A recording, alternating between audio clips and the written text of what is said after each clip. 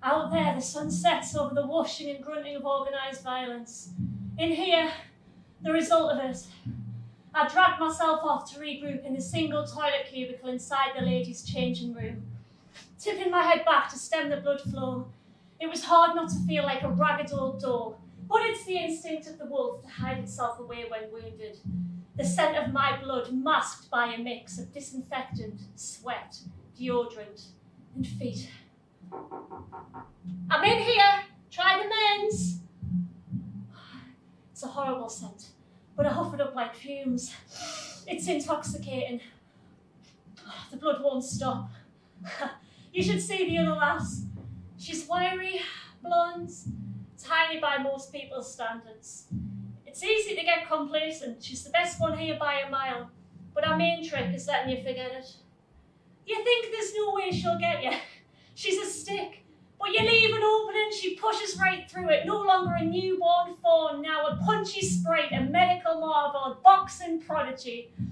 Molly, usually seen with a fag in hand, picking at scraps of cheesy chips like a rare bird. Yet somehow quite ordinary outside the light of the ring. But that's what she does. She shapeshifts. Are you deaf? I know it's hardly convenient, one cubicle for 40 people, how is that ever supposed to work? But the blood won't stop, and it makes me wonder how I could be so stupid. All those hours spent ripping micro tears into my arms, my thighs, all the bits of meaty flesh encompassing my whole being, shaping it and growing it for what? To lose. Sometimes I have to remind myself why I even do this. You spend half your time getting hit in the head and the other half wondering if your brain's fallen out of it for all the good that it's doing you. Trying to chase that brief moment where it feels like you could be hit with a car and nothing would happen. And obviously it would, but it's just when you come out of there, when your whole body makes it, you feel like you've made out of galvanised steel, that's what makes it worth it. Not today though. Today I just feel bloody stupid. I have to remind myself to stay calm. Seeing red only clouds your vision. Got to keep it cool, calm, collected. Breathe. Piss off! I said try the men's! Then I hear a smoker's cackle. The year's worth of tar dripping down the petrified caverns of our lungs. Are you all right? She says. And I'm like, yeah, it's nothing. You know how my nose never stops once it starts. Bloody hell, just come in if you're that desperate. It's not as if we've never pissed in front of each other before.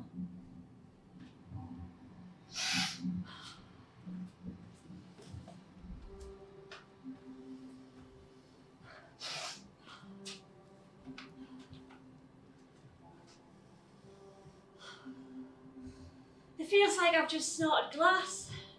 Is that normal? I guess you know you're like a machine. Once your nose starts, it doesn't stop. I don't want another one. Jesus, you'll be licking out the bag next. You'd better make it to sparring tomorrow. I'm not getting paid with snaggletooth again. I know we're not going to call her that anymore, but she deserves it. Constantly waltzing around like she's queen of the gym. Do you know what? I'm glad you dropped her last week. It's a shame she was wearing a mouthguard. You could have saved her somebody at the dentist knocking her teeth back in the face. Oh, no, you don't need to apologise. I need to be pushed by someone better. You didn't want me that hard. Well, it was bloody hard, but sometimes I feel like I need to be hit hard. Do you know what I mean? What else do we do this for? You need to practice for London. We both do. This is some strong stuff, isn't it? You haven't called me chicken legs all night. It's always a sign you're completely gone. Don't leave me on my own tomorrow though, will you? Never know what to do with myself when you're not there. Listen to this soppy bollocks coming out of me now.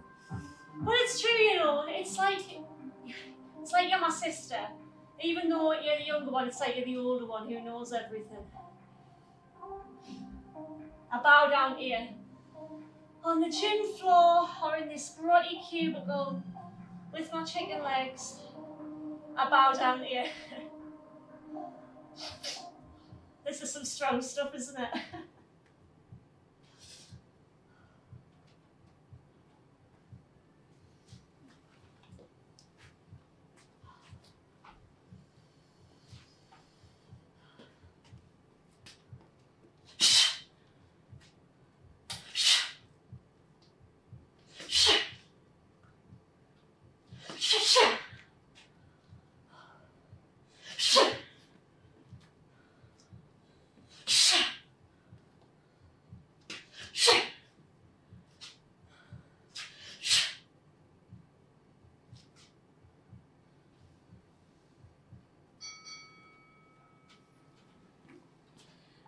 Here we have Helen Crusher, and she's been training relentlessly.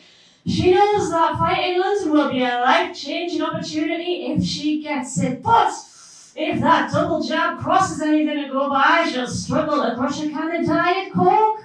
And trust me, it needs to be diet the way she's looking.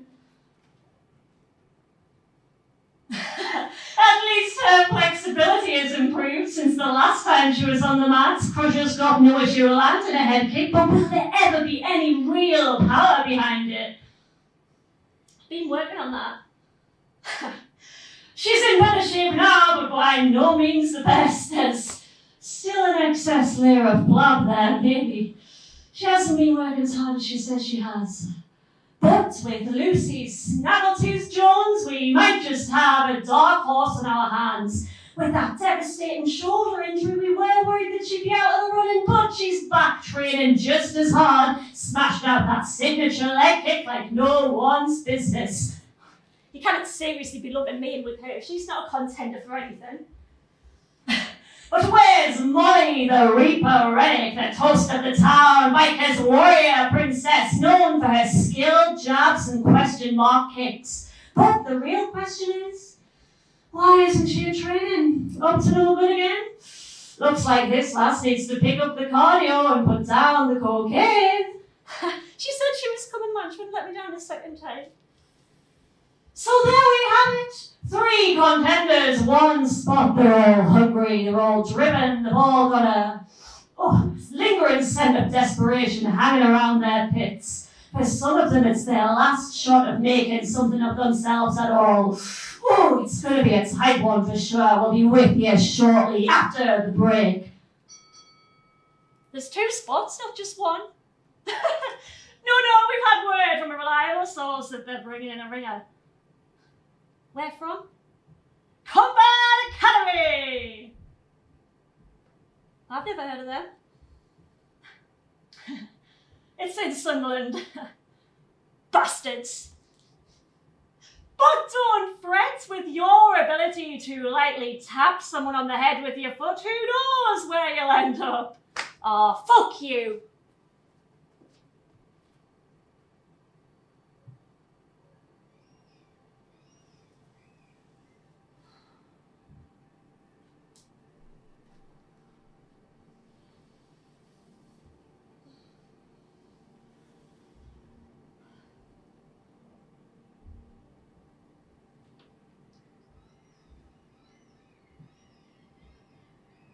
We would always meet at Byker Wall, a towering fortress blacking out the sun, forever guarded by knights kitted out in Adidas uniform, fueled by cans of Stella, their smoking joints flaming batons, kebab wrap booby traps lying underfoot. I would play here as a kid with a foam sword I got from a school trip to a castle once, crushing cans, protecting the wall from the birds whose great evil plot was to cover it in their shit. Not on my watch. My ideas for games never seemed to be any good because no one ever played them with me. Even the birds seemed to laugh, settling on telephone lines, chattering in their rows, just like people. There's never any birds here now. Sometimes I wonder if I scared them off forever. Would have been different if I'd met Molly back when I was younger. I bet her hair was longer then, braided just like spun gold. Could never grow my hair that long back then. Always got in the way. Sometimes I'd look up at her window up there in the midst and wonder if she'd been there all that time I was running around on bird patrol. It was almost a joke now. I'd yell up at her window to let down her hair. She'd chuck down an empty cigarette packet at me and I'd chuck it in the bins by the network when she wasn't looking. But not today. Molly gets out of a white clapped out Nissan Micra, legs swinging over as if she's leaving a limousine, a man in the front, a baby in the back, and her tight clenched fist with one baggie full of questionable powder. The baby! She looks at me with that cheeky glint in her eye, the one that was impossible to say no to. I suppose we could go for one.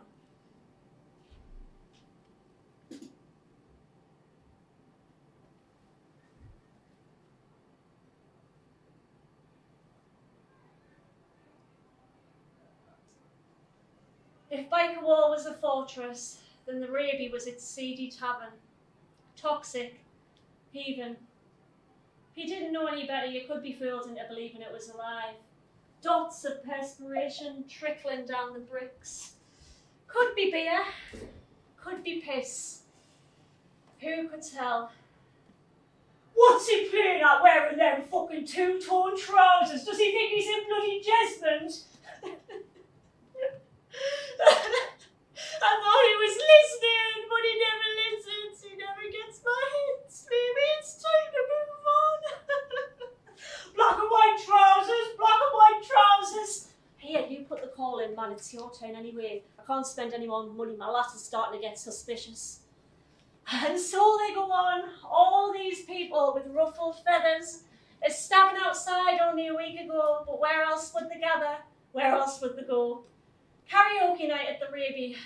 Molly would always sing. I never would.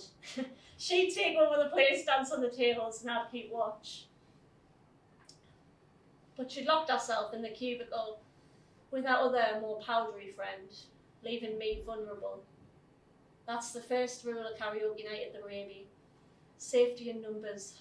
Otherwise, they'll get you. And there they all were. Michelle Wrigley, Danny Barnes, Alan Tipton, Kira Reid, Christopher Johnson. I remembered all their names, but I wish they didn't remember mine. Helen, how are you doing? What are you doing here all by yourself? Oh, you're still doing your little boxing thing. Where's your little friend tonight? You haven't had a lover's tiff, have you? Oh, we thought we'd put your name down for you. Come on, I'm sure she'd enjoy your little serenade. And despite my protests, I don't sing. I never have. I don't know what to do with myself. I never know what to do with my hands. It was too late. My name had been called. And there they all were, laughing. Molly nowhere to be seen. Microphone shoved unceremoniously in my hand. The riotous day is starting. They needed one sacrificial lamb at this point in the night. Bloody Molly leaving me alone. I was begging out with my eyes to just come out and take the place by storm because of course she's the one who could sing. She could do absolutely everything.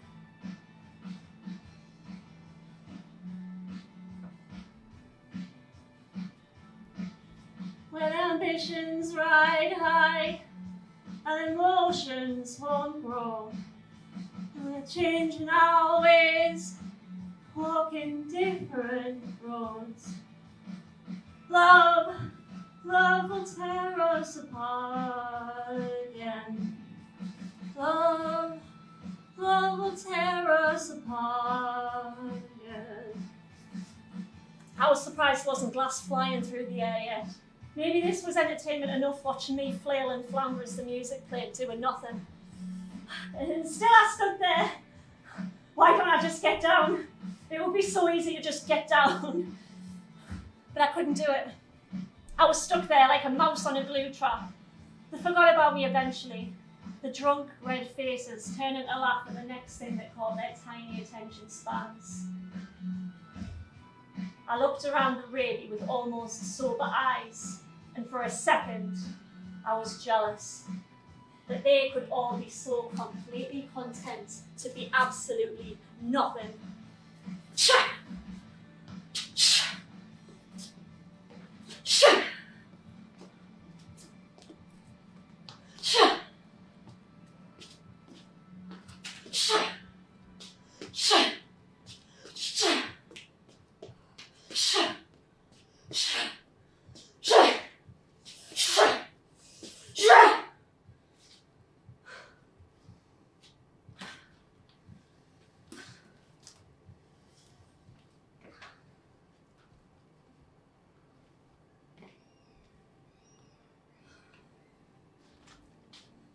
It's better out here.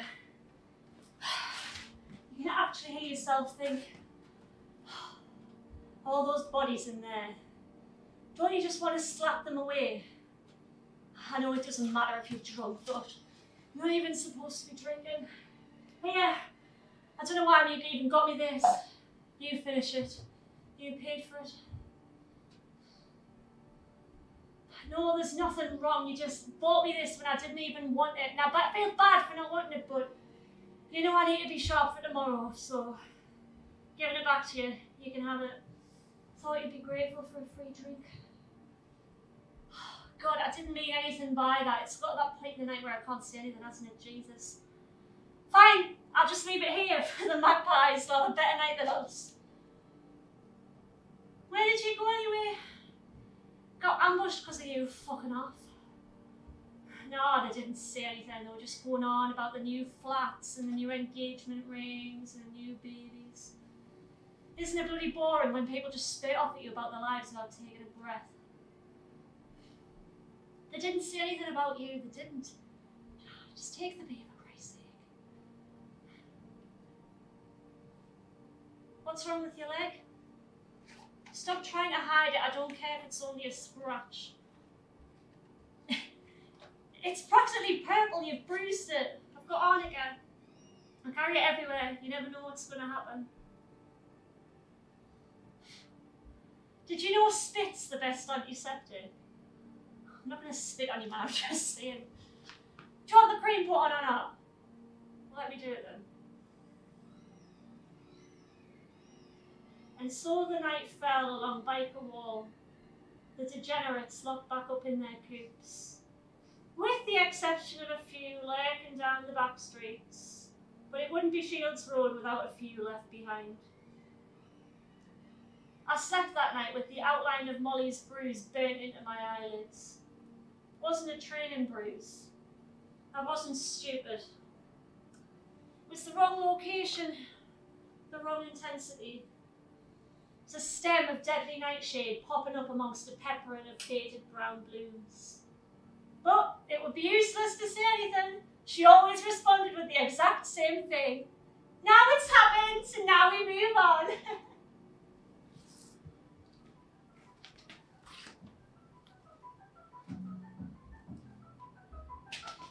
Which way are you going? Oh, did you hear my hip crack then? Look at her, feels like a smacked ass. Let me move back a bit, I've got more range than that. Oh, Jesus, it's like sardines in here. Oh, who sweats that? Spill some more of your pint on me, why don't you? She's always staring at me when I'm lifting weights, like maybe if you lifted some yourself, you wouldn't be in your situation. What? Bit of TP, I'll be as good as new. What the fuck are you looking at? I'm not wearing them shin guards, they're wrecked. I can't hear you. There she goes again, I told you, she's always looking. Listen, yeah, I don't think you know just what I'm capable of, so I suggest you calm down, sit down and come back when you haven't got a face like shite. Remember what Alan always says, rest is a reward, not a birthright. She didn't spill your drink, you bloody dropped it swaying all over the shop. I'm not buying you another one, you must be joking. Well, I'm not going to the bar and I'm not handing over anybody for another drink, so you're just going to have to deal with it. What are you going to do about it anyway?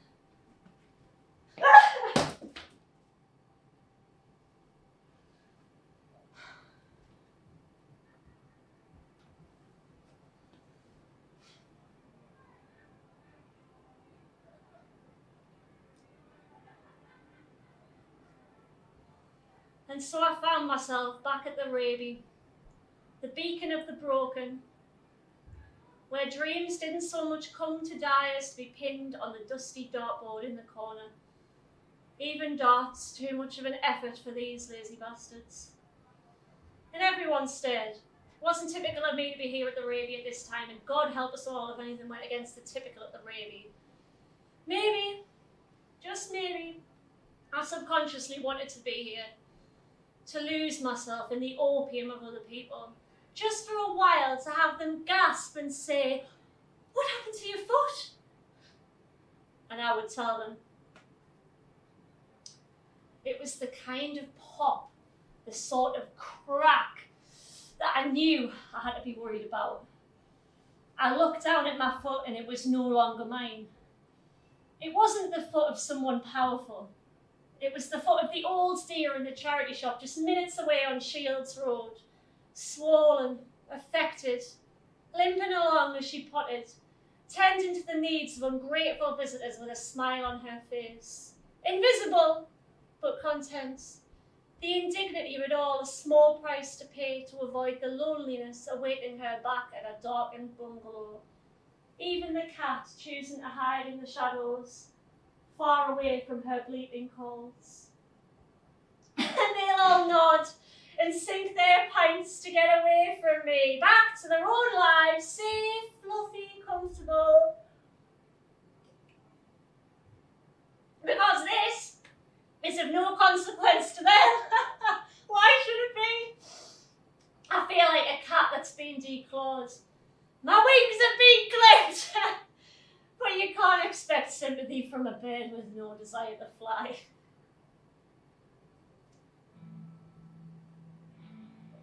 Molly! Come and see! I can do it this time. I can't. I'm going to do it properly. I'm going to do it.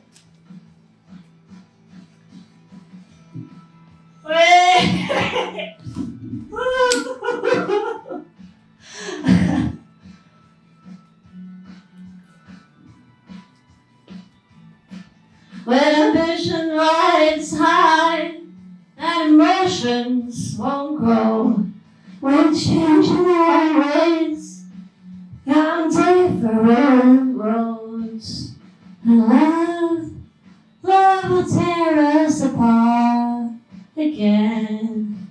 Love will tear us apart again. Love will tear us apart again. Love will tear us apart again. Love will tear us apart again. Love will tear us apart.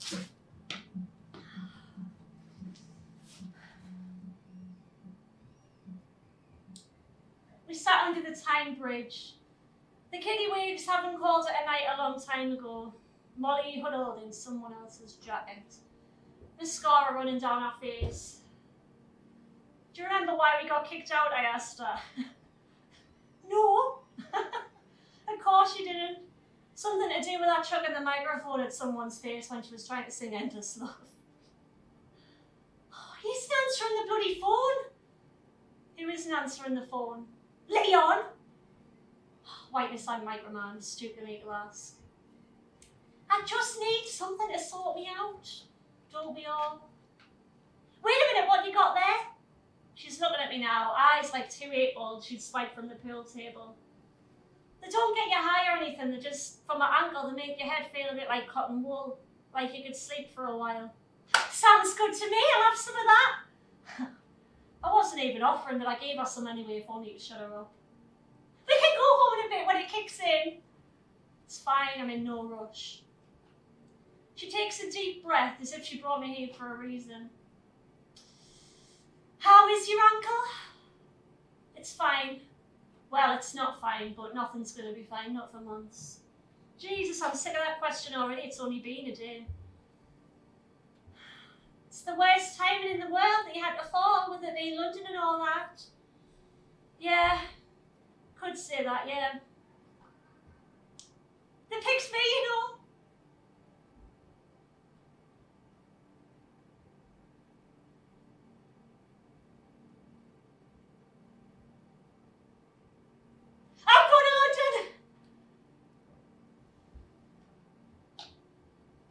She's chattering now, looking like a panda on the wrong continent, mascara running down her face, voice floating off into the middle distance. But it hasn't been announced yet. No, it hasn't been announced yet, but I thought I'd tell you first, since you're not going to be training for a while. Right. There'll be other chances for you, you know, when you've healed. You can still come and watch me. Yeah. Of course I'm going to do that, yeah. You're not mad at me, are you? No.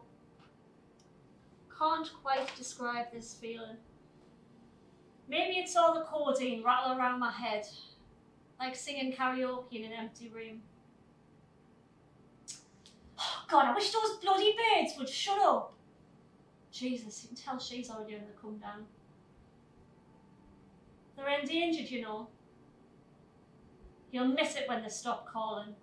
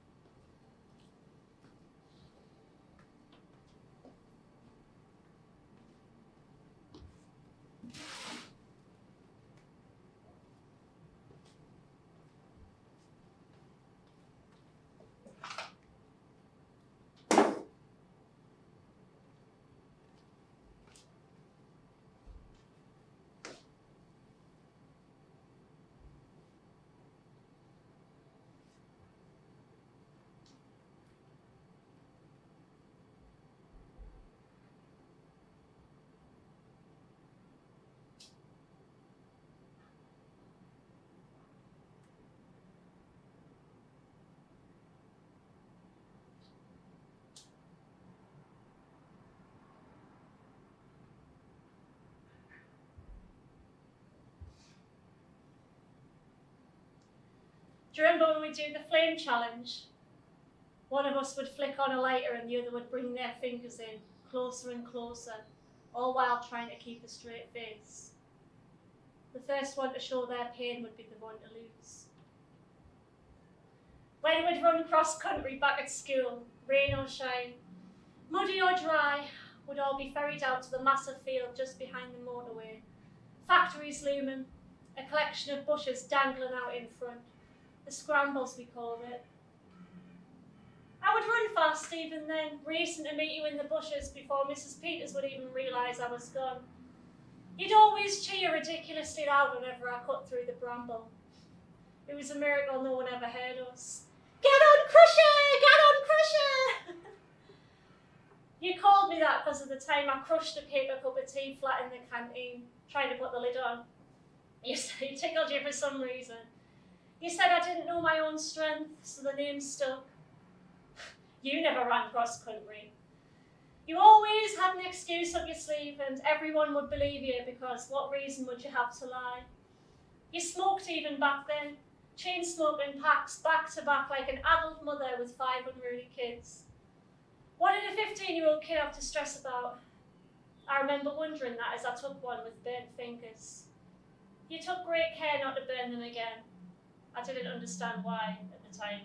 The damage had already been done. I was late to school that day. My dad was off somewhere hungover and I couldn't find the keys to lock the door, so by the time I did get to school, everyone had gone out the form room all the way to assembly. So it turns out they were keeping a close eye on my whereabouts for once. Mrs. Peters' hands spread the branches wide in a blind rage. There we were, and that was it. You had to run every single time after that. And they found out that the water bottle that was permanently attached to your hip was actually full of room temperature vodka, but that was another conversation altogether. You got wiser with your smoking locations. You went even further down the road, next to the house that everyone swore was a brothel, but I never believed it. I never smoked again. It ruins your cardio. And I got beaten senseless for it by my dad when I got home. I didn't understand why at the time. Ever since I was a kid, his clothes always reeked of cigarettes.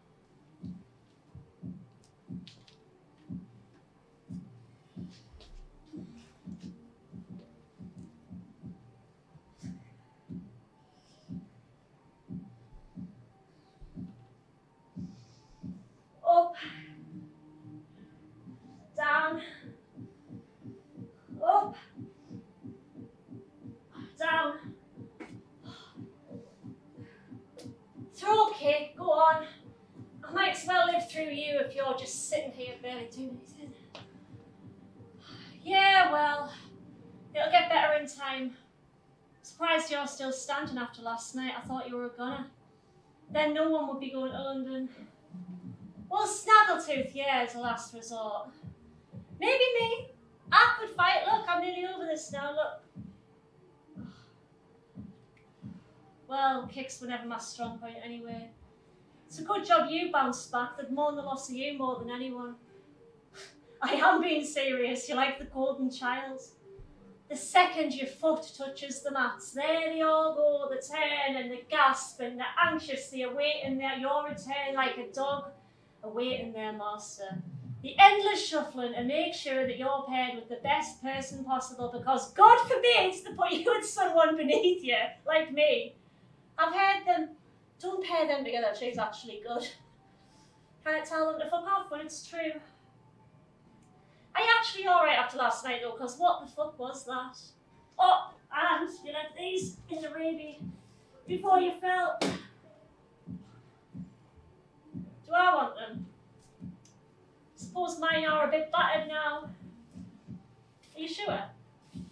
It's a consolation prize. Well, thanks.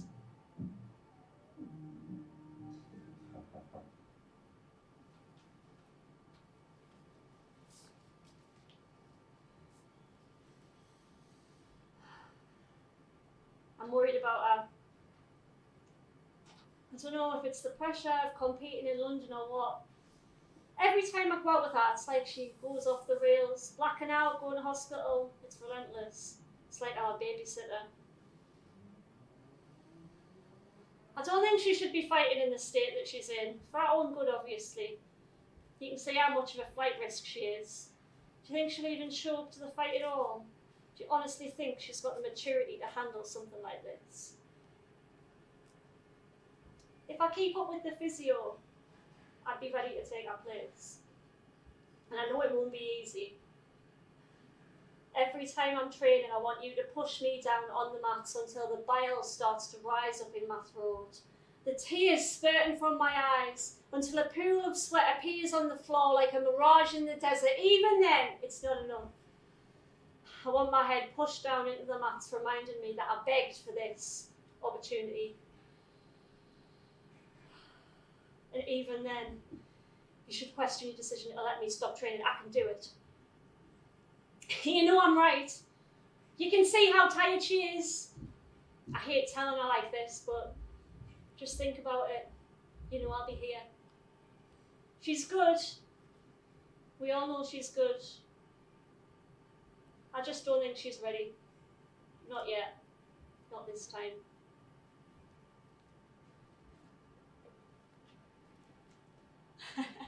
Yeah, they look good, don't they? Maybe this is the start of my big comeback. You have no idea how ready I am to get in that ring. Am I worried about the injury? I'm our fuck. Muscles tear, they're supposed to. And then they grow back bigger and stronger than ever before. I'm more than ready to go to London. I need to get out of here. I have no fondness for this place left. All my life I've been taunted and told that I'm worth less than nothing, so why not leave and try to make something of myself someone better?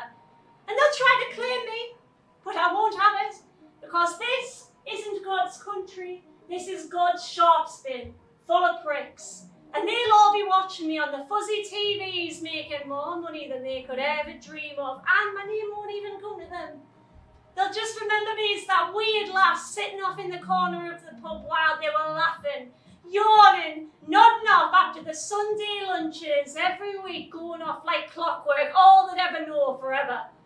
And maybe they'll boo and jeer at me for all this bile I'm spewing up about their beloved Newcastle. But what they don't see is how barren and beaten up and ravaged everything really is. Dug up for coal and left for dead. Barely anyone can survive without a nose full of powder or a mouthful of beer. The shutters have been down for decades, but they don't care. They don't even see the gaping holes in the landscape swallowing them up.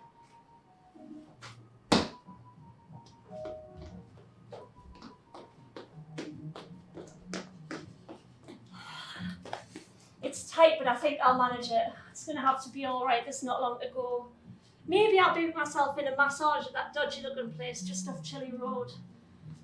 Do you think I looked slow? I'm so off today. It must be the stress. Really? What did they say to you? Well, that's a bit harsh. Bit of partying's alright at our age. Yeah, I don't think I'll be going to the rave tonight. I need to stay on my game properly now. You'll find someone else to duet with. It's not that I don't want to go, it's just that, well, I can't even drink if I do go, and there's not much point in going if I can't drink, is there?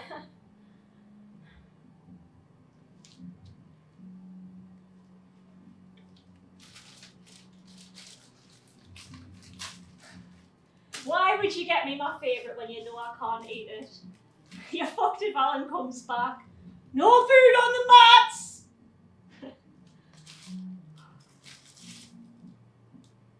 Fine. One donut isn't going to throw me off track. One last hurrah.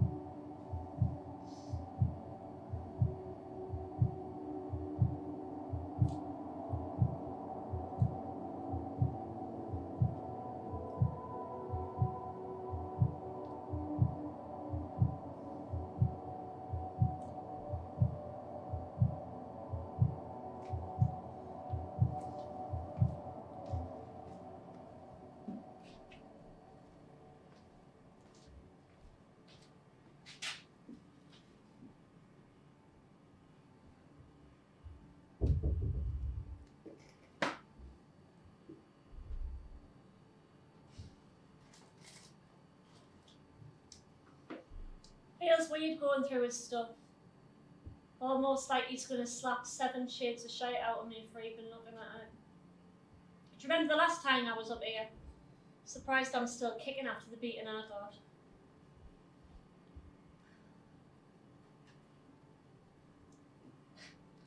Imagine what he would do if he could see me handling his prized artefacts with these jammy Greg's fingers.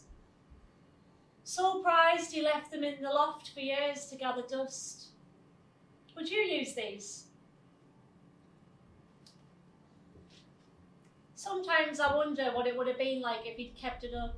Maybe he'd have coached me, would have actually seen eye to eye, and he wouldn't have ended up being just another body in the time, blackout drunk and blissfully unaware. It's fine. It's just like you're a lost kid in the supermarket, running down the aisles, panicking, hyperventilating, until you look down and you hear the change jangling in your pockets. You realise you're in an adult's body, and you have been for a very long time. It's fine. You get used to it. He never liked me fighting. He didn't like the fact that it was over for him and it might not be for me. That was clear from his endless speeches at the rally about how he used to be someone before he wasn't. He even stopped playing darts. His eyes got too blurry to see the board.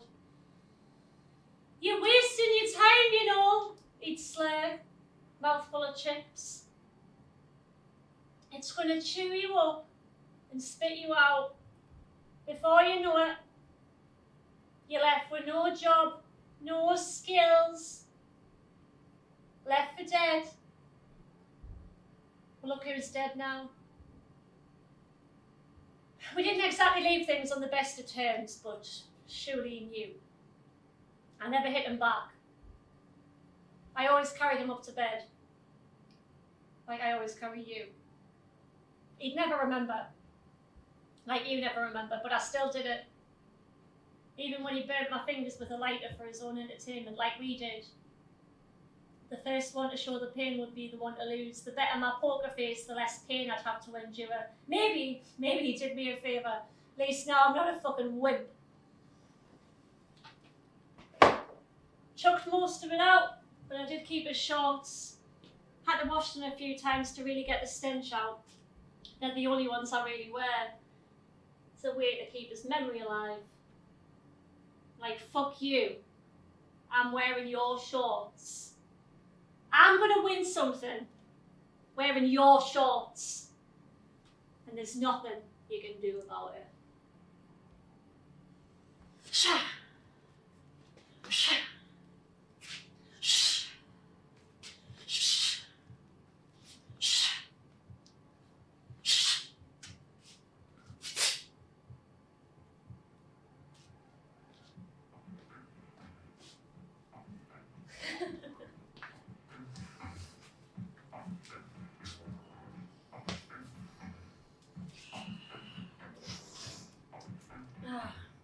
See, this place is a damn sight better than the radio, isn't it? And it's only going to get better when I win. And I will. I know we're not snapping shit, but come on, I've basically got this in the bag now, haven't I? No one works as hard as me. I fucking deserve this. My dad said I've worked bloody hard for this. I said I've worked bloody hard for this. Oh, and my foot's as good as new. Maybe now I can actually buy some brand new gear with the money, some actual shin guards, some actual hand wraps. I know you got me these, but come on. They are a bit messed up now, you can't deny that.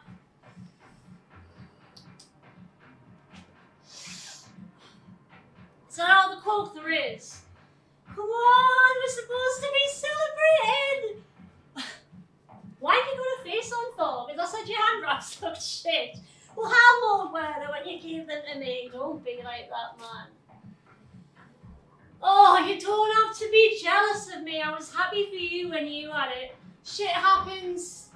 I fell, you got benched, put on pause, whatever. What did Lucy say? What did Lucy say? What did Lucy say? What, is she a new bestie now? Call her by her formal name.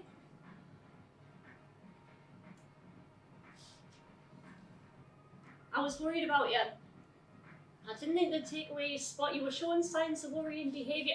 Don't call me a hypocrite, because you're the one who couldn't even handle your booze out every single Saturday night, needing mothering all the time. And I could see you always trying to sweep my bad foot in sparring. You're not slick. As if they would take you back. It's not coke paranoia. You're the one trying to accuse me of sweeping in and fucking up your chance when you couldn't even handle your shit in the first place. You know what, maybe you should just go home and twitch your curtains till the sun comes up, you know, like you normally do. The real you would have hit me for that. Not this version. You're so comfortably in shit just like everyone else around here, and I don't get how you can just keep shoveling it in and not even fight back. I just took what I was owed. You could take it back if you really wanted to, but you're not going to do that. Because this doesn't mean a bloody thing to you, does it? And why would it? You can leave the gym and look people in the eye and be normal, and I can't do that. Why aren't you fighting me on this. You're so soft when you're high. Couldn't even punch you out with them plastic baggies you love so much. What's the plan then? Are you just going to work at the Raby for the rest of your life? Sneaking drinks? Having fucking John the Jobsworth give you an earful for whatever, just so you can keep the party going? Or are you even celebrating? And you won't stop. You're just going to keep going until you're an old, decrepit drug addict. And there's nothing worse than an old drug addict. It's not cute anymore. It's not cute now. What, did I finally hit a nerve? I don't care anymore. Go and call Leon, it's all you ever do anyway. And you forgot your jacket! Like you always bloody do. I'm not giving it back to you this time. I'm fucking sick of it. You can freeze. What?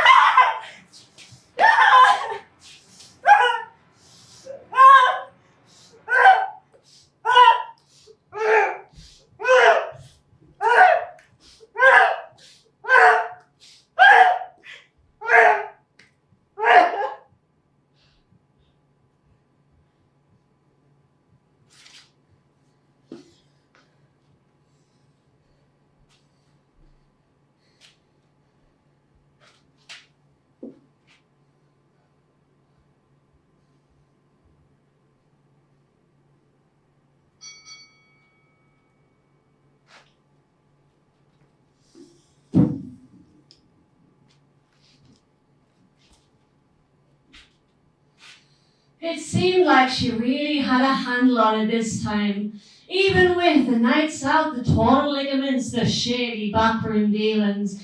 It really seemed like she had it in the bag this time.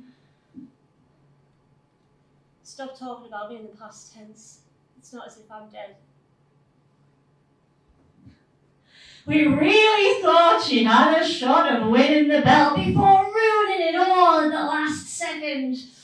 It makes me wonder if she ever really wanted this in the first place. It was all I ever wanted. Why did you do it?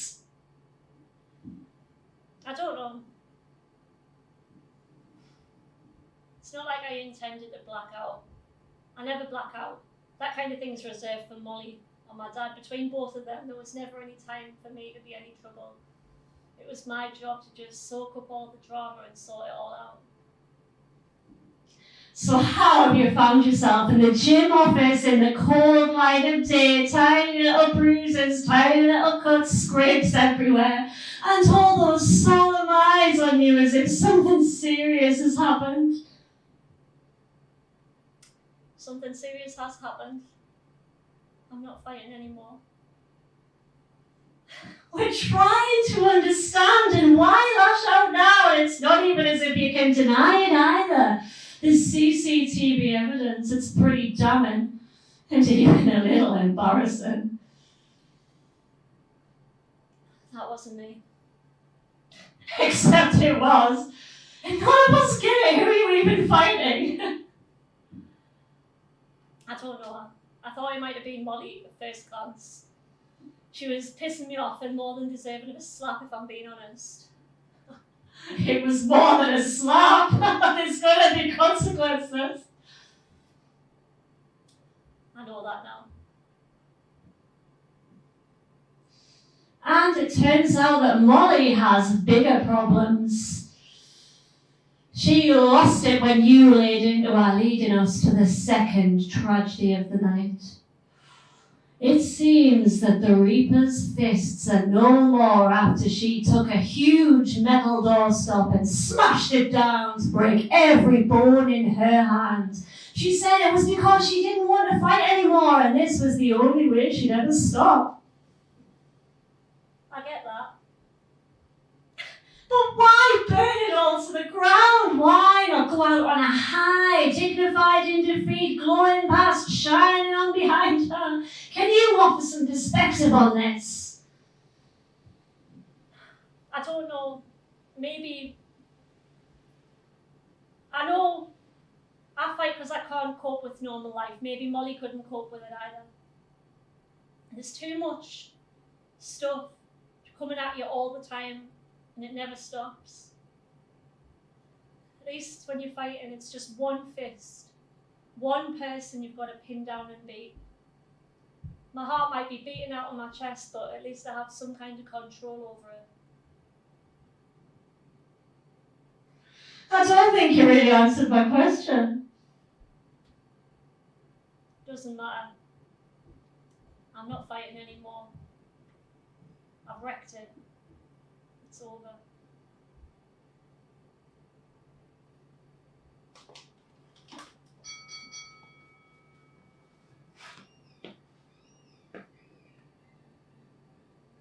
We always seem to end back up here, don't we? And there go those bastard birds again. Some things never change.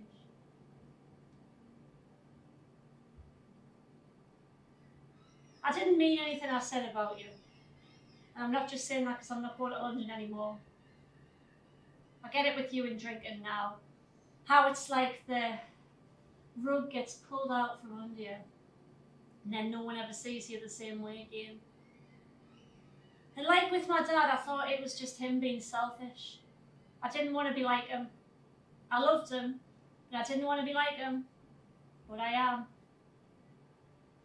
Every time I see my reflection in the window of the metro, it's like his face superimposed onto my body. All the same dreams, all the same feelings. I used to hate the smell of Budweiser until I realised it was hanging around me too. Sneaks up on you. You don't even notice it's happening. All I'm missing is the suit and tie. Maybe this is why I don't feel sad that he's gone. Because he isn't. Yeah, I don't want to go home yet either. Imagine how cold that water is. Why did you do that, your hand? I know why. I just thought out of both of us, you would be the one to really do it. Not Snaggletooth. God, I can see the press photos now. So what are we going to do then? I'm barred from the gym for 2 months until all this shit gets sorted out. We're not barred from the rabies. We could play darts if you can be bothered. Not sure if I can. Just anything to pass the time, really. Before I'm back to full power, full speed.